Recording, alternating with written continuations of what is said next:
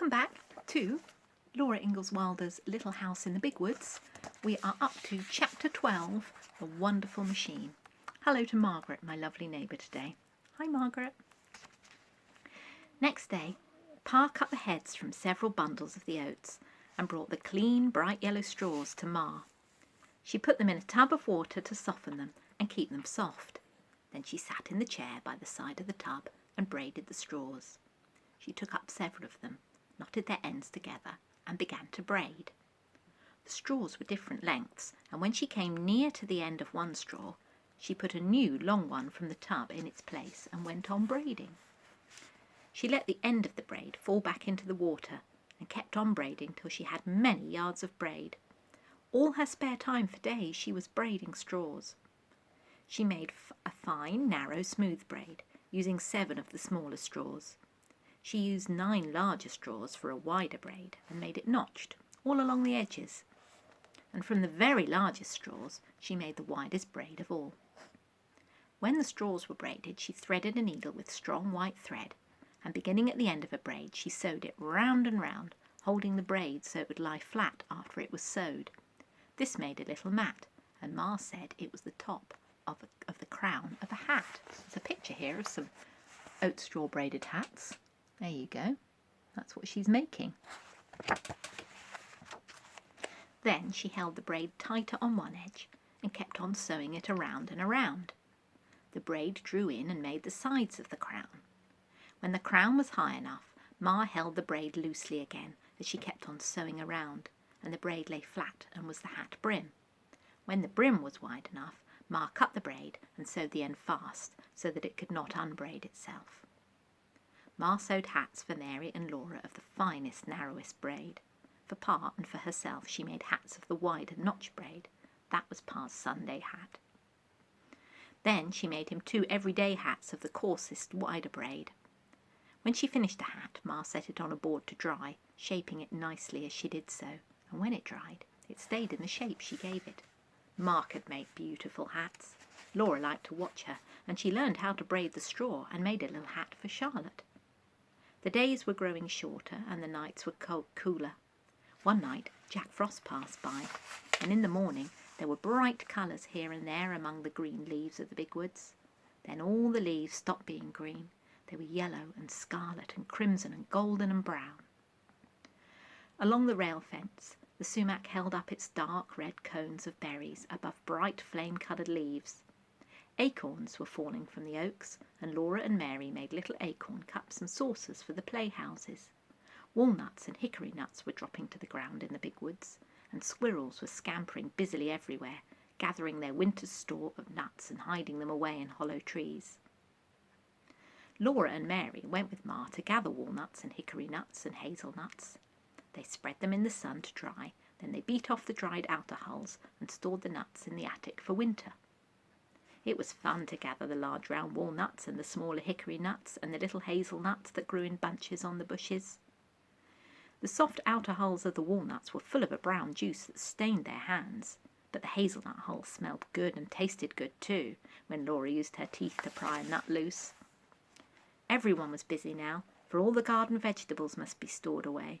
Laura and Mary helped, picking up the dusty potatoes after Pa dug them from the ground, and pulling the long yellow carrots and the round purple-topped turnips, and they helped Ma cook the pumpkin for pumpkin pies. With the butcher knife, Ma cut the big orange-coloured pumpkins into halves. She cleaned the seeds out of the centre and cut the pumpkin into long slices, from which she pared the rind. Laura helped her cut the slices into cubes. Ma put the cubes into the big iron pot on the stove, poured in some water, and then watched while the pumpkin slowly boiled down, all day long. All the water and the juice must be boiled away, and the pumpkin must never burn. The pumpkin was a thick, dark, good-smelling mass in the kettle. It did not boil like water, but bubbles came up in it and suddenly exploded, leaving holes that closed quickly. Every time a bubble exploded, the rich, hot pumpkin smell came out. Laura stood on a chair and watched the pumpkin for Ma and stirred it with a wooden paddle. She held the paddle in both hands and stirred carefully, because if the pumpkin burned, there wouldn't be any pumpkin pies. For dinner they ate the stewed pumpkin with their bread. They made it into pretty shapes on their plates. It was a beautiful colour, and smoothed and moulded so prettily with their knives. Ma never allowed them to play with their food at table. They must always eat nicely, everything that was set before them, leaving nothing on their plates. But she did let them make the rich brown stewed pumpkin into pretty shapes before they ate it. At other times they had baked Hubbard squash for dinner. The rind was so hard that Ma had to take Pa's axe to cut the squash into pieces.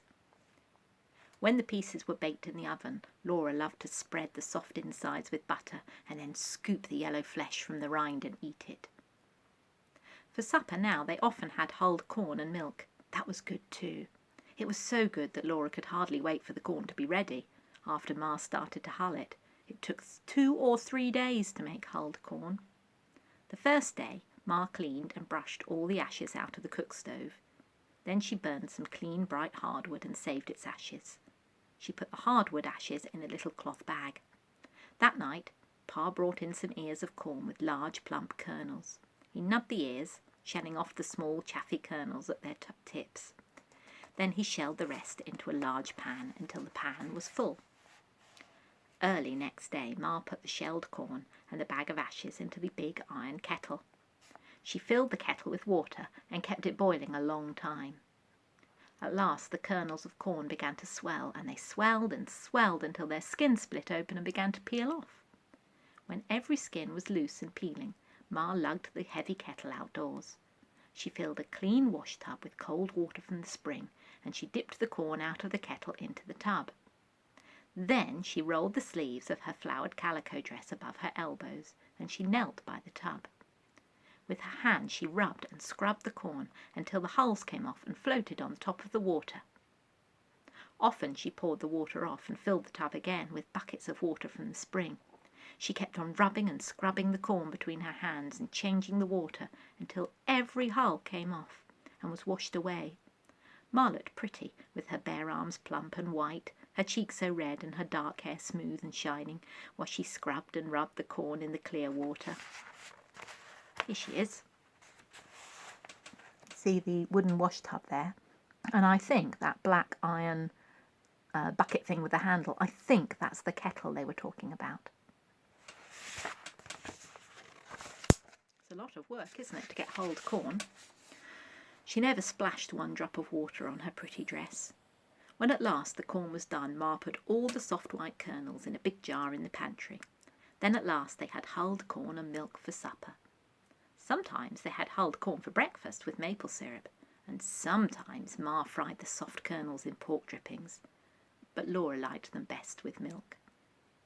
Autumn was great fun. There was so much work to do, so many good things to eat, so many new things to see. Laura was scampering and chattering like the squirrels from morning to night. One frosty morning a machine came up the road. 4 horses were pulling it, and 2 men were on it. The horses hauled it up into the field where Pa and Uncle Henry and Grandpa and Mr. Peterson had stacked their wheat. 2 more men drove after it, another smaller machine. Pa called to Ma that the threshers had come, and then he hurried out to the field with his team. Laura and Mary asked Ma, and then they ran out to the field after him. They might watch if they were careful not to get in their way. Uncle Henry came riding up and tied his horse to a tree. Then he and Pa hitched all the other horses, 8 of them, to the smaller machine. They hitched each team to the end of a long stick that came out from the centre of the machine. A long iron rod lay along the ground from this machine to the big machine. Afterward, Laura and Mary asked questions, and Pa told them that the big machine was called the separator, and the rod was called the tumbling rod, and the little machine was called the horsepower.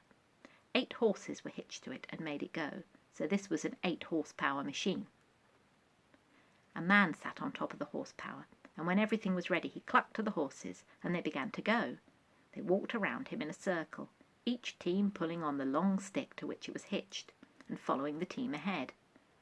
As they went around, they stepped carefully over the tumbling rod, which was tumbling over and over on the ground.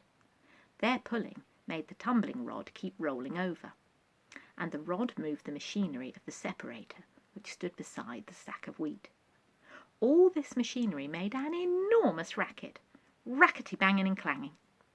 Laura and Mary held tight to each other's hand at the edge of the field and watched with all their eyes.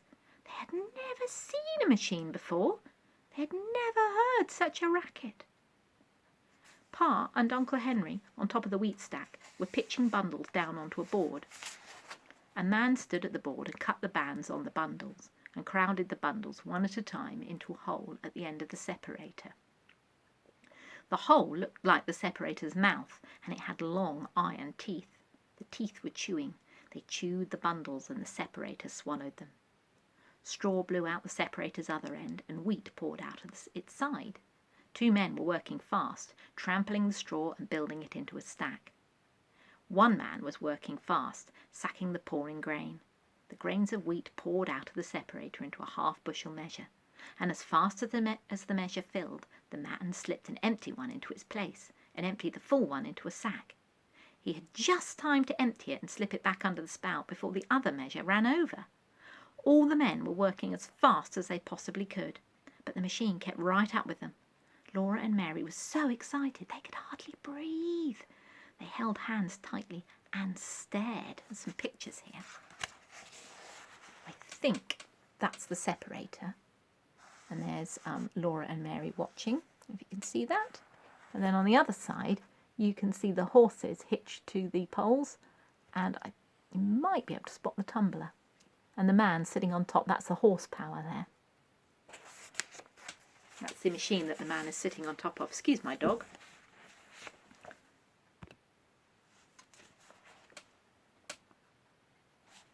The horses walked around and around. The man who was driving them cracked his whip and shouted, "Get up there, John! No use trying to shirk!" Crack went the whip. "Careful there, Billy. Easy, boy. You can't go but so fast nohow." You can see him on there. I know you've seen it before, but there you go. There's his whip. That's the man on top of the horsepower. The separator swallowed the bundles. The golden straw blew out in a golden cloud. The wheat streamed golden brown out of the spout, while the men hurried.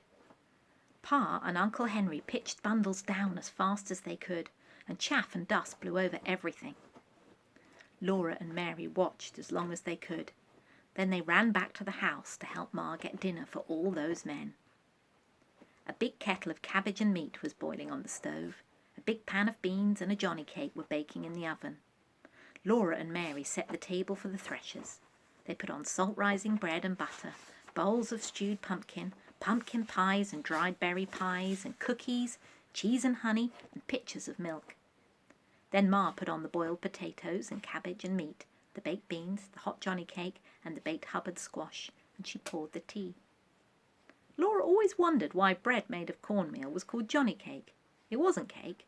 Ma didn't know, unless the northern soldiers called it johnny cake, because the people in the south where they fought ate so much of it. They called the southern soldiers Johnny Rebs. Maybe they called the southern bread cake just for fun. Ma had heard some say it should be called journey cake. She didn't know. It wouldn't be a very good bread to take on a journey. At noon the threshers came in to the table loaded with food, but there was none too much, for threshers work hard and get very hungry. By the middle of the afternoon the machines had finished all the threshing, and the men who owned them drove away into the big woods, taking with them the sacks of wheat that were their pay. They were going to the next place where the neighbours had stacked their wheat and wanted the machines to thresh it. Pa was tired that night, but he was happy. He said to Ma, "It would have taken Henry and Peterson and Grandpa and me a couple of weeks apiece to thresh as much grain with flails as that machine threshed today. We wouldn't have got as much wheat either, and it wouldn't have been as clean." "That machine's a great invention," he said. "Other folks can stick to old-fashioned ways if they want to, but I'm all for progress. It's a great age we're living in. As long as I raise wheat, I'm going to have a machine come and thresh it, if there's anyone anywhere in the neighbourhood." He was too tired that night to talk to Laura, but Laura was proud of him. It was Pa who had got the other men to stack their wheat together and send for the threshing machine, and it was a wonderful machine. Everybody was glad that it had come. I'll see you tomorrow for the very last chapter in the book, chapter 13. See you then.